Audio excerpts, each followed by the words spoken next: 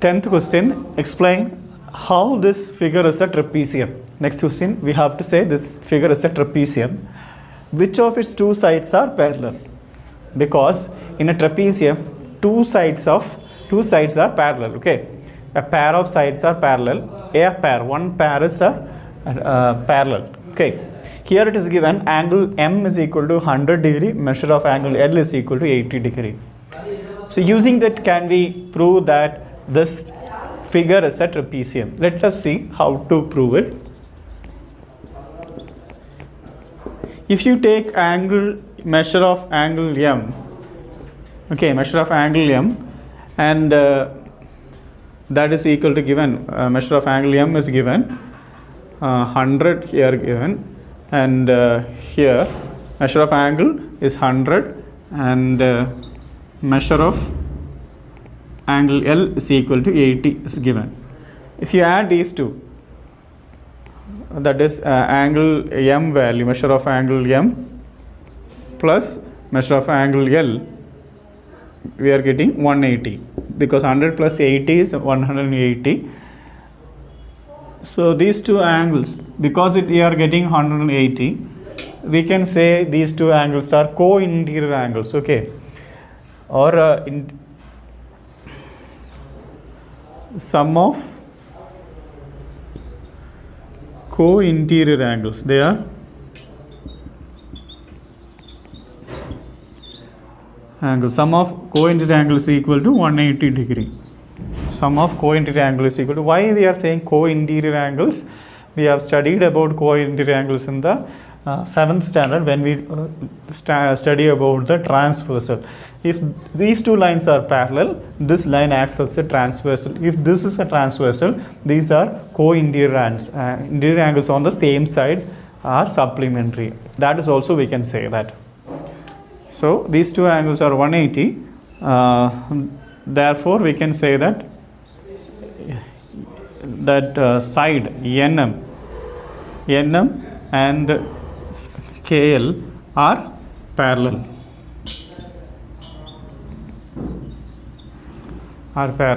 Therefore, we can say that KLMN is a trapezium. Is a trapezium.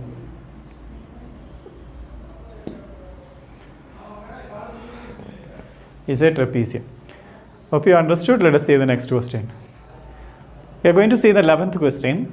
The question is, find measure of angle C. We should find the measure of angle C. What is angle C here? We have to find it in the figure. If AB, line AB is parallel to DC. Line AB is parallel to DC. So it is given that only one set of the line segments are parallel, which means it is a trapezium. So if these two lines are parallel, the angle B and C will be the co-interior angles. The sum of co-interior angles is equal to 180 degree. Using that, we can find the value of angle C. So solution,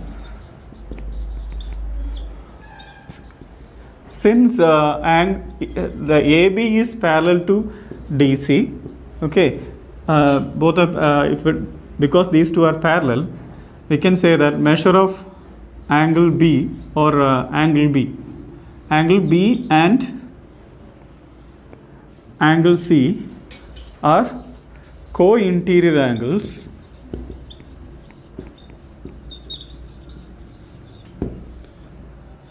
and we can say that sum of co-interior angle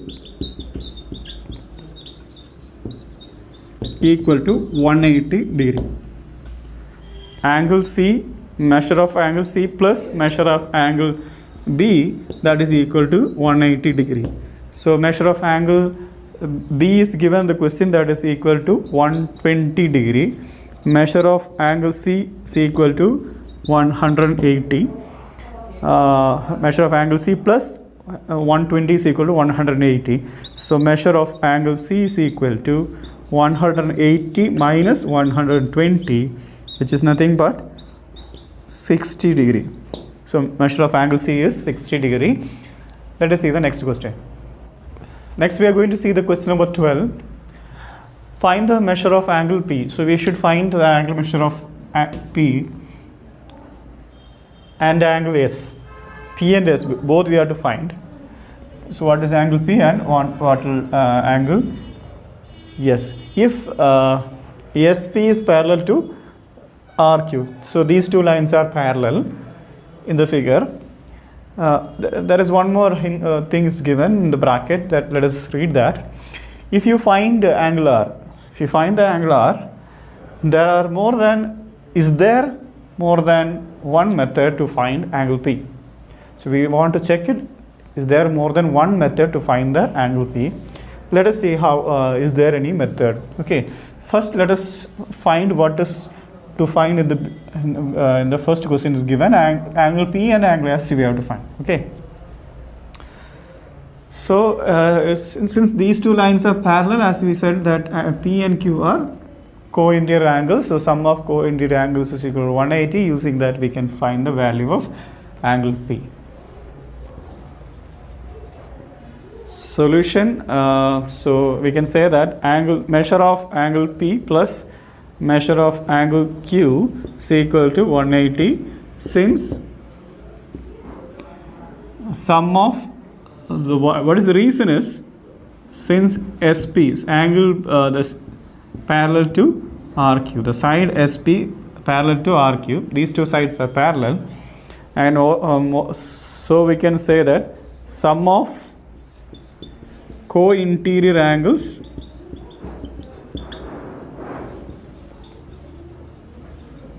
is equal to 180 degree.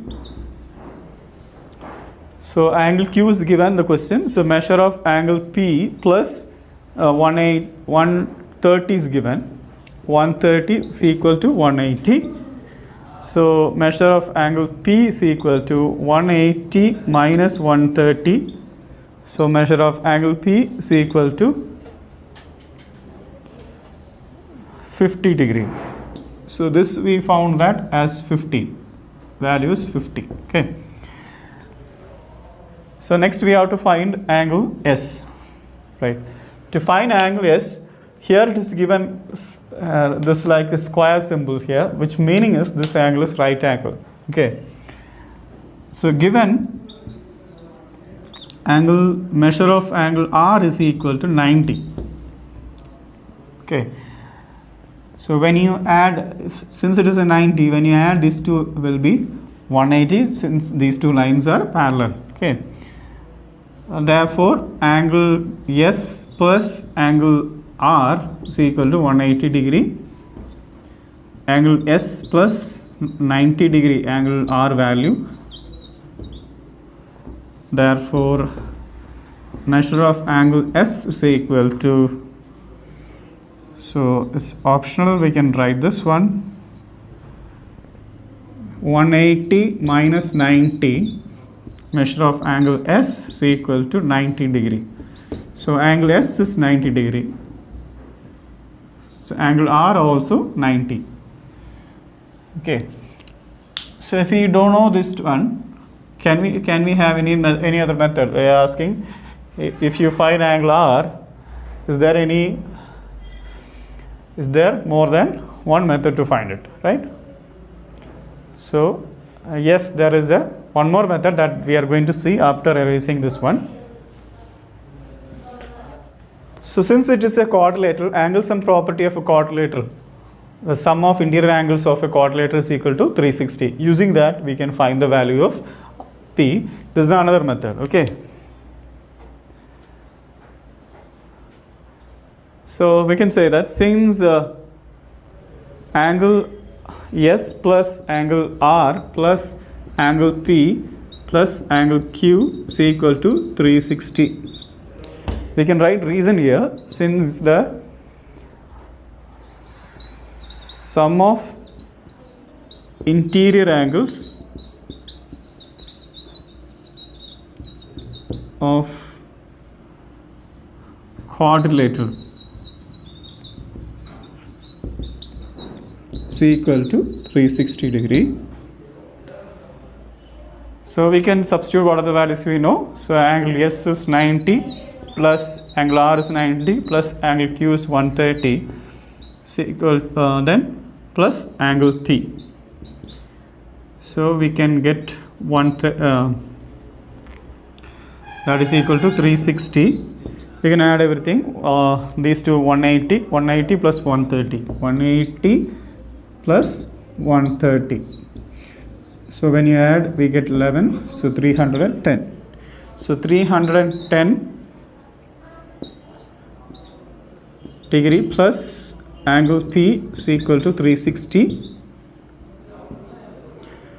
So angle P is equal to 360 minus 310.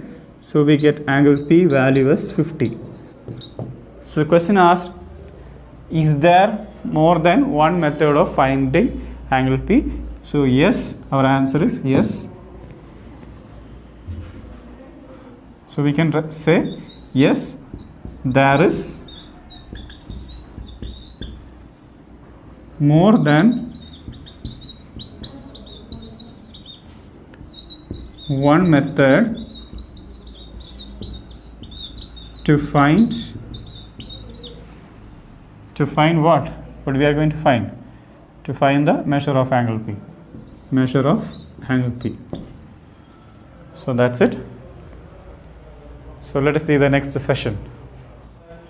Next we are going to learn some of the special parallelograms that are rhombus, square and rectangle. At first we are going to see about a rhombus. Rhombus is a quadrilateral with sides of equal length, which means here this is a rhombus. Here I have mentioned that these lines, which means all sides are equal. Okay, it is like kite. The rhombus is like a kite. So that rhombus has all the properties of parallelogram. Since we are learning rhombus is a kind of a parallelogram, right? So it has all the properties of parallelogram. What is the parallelogram properties? The opposite sides are parallel, opposite sides are equal, adjacent angles are supplementary, then opposite angles are equal, adjacent angles are supplementary.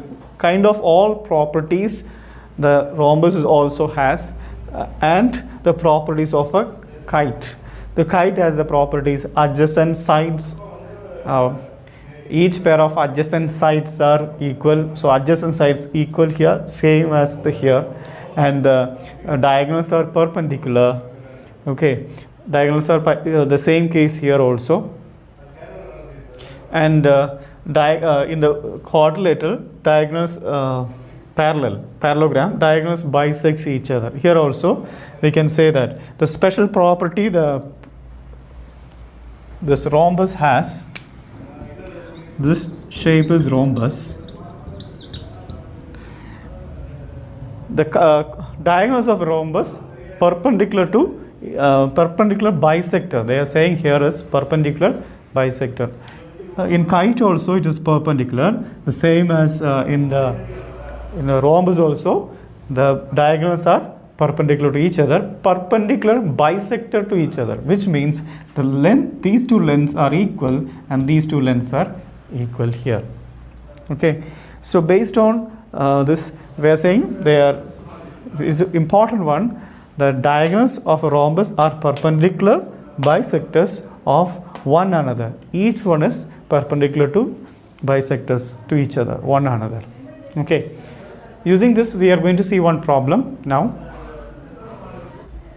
Now we are going to see this example 7. Rise is a rhombus.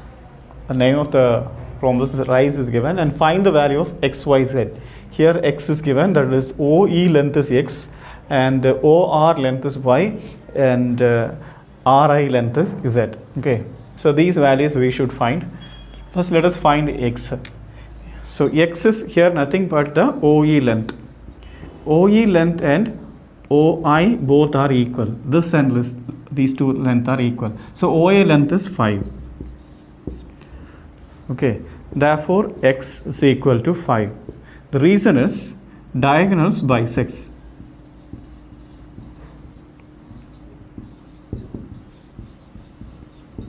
in a parallelogram, diagonal bisects each other. Okay.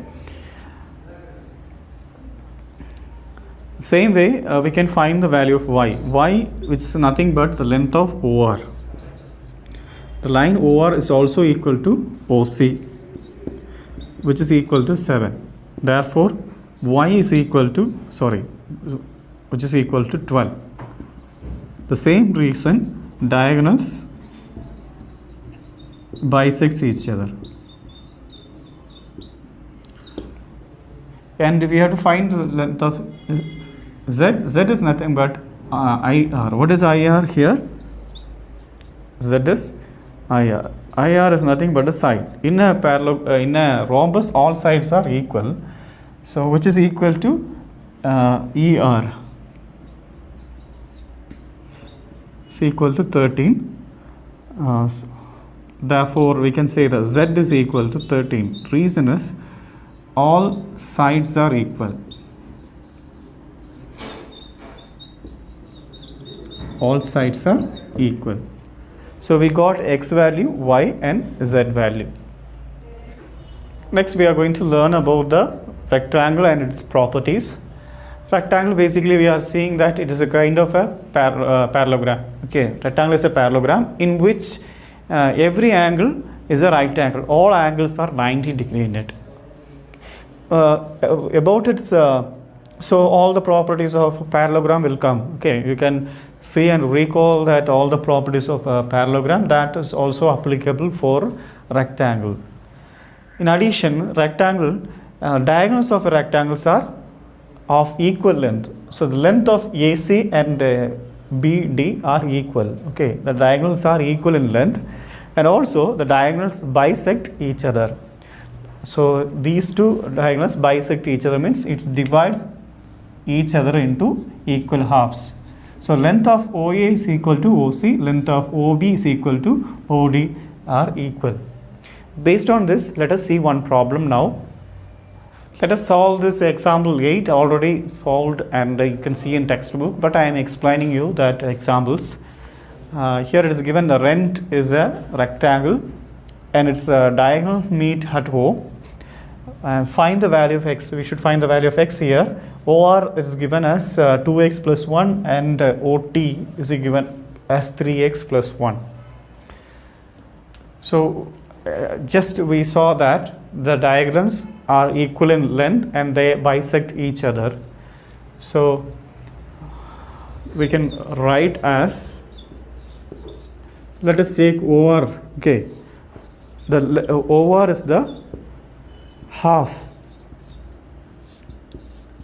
of diagonal RN. Okay, in the same way,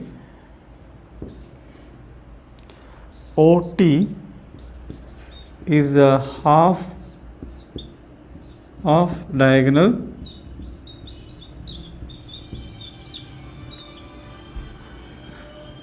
ET. Okay, half of ET. So these two are half of the diagonals. We know that here we have learned that diagonals are equal in length, so that we can write diagonals are of equal length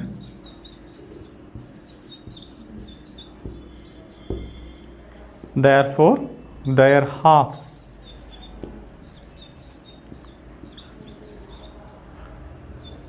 also are equal. So we can say these two are OR is equal to OT. So what is OR length? That is 2x, right? 2x plus 1, that is equal to 3x plus 1.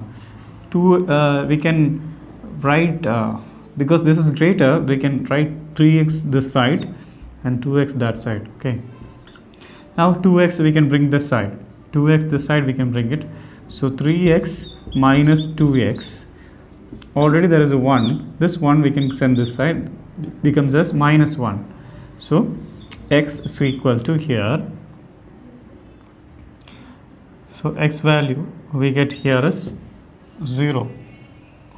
Sorry, 2x plus 4 is given. So 2x plus 4. Okay. So 4 minus 1. So x value is 3. The question is given 2x plus 4.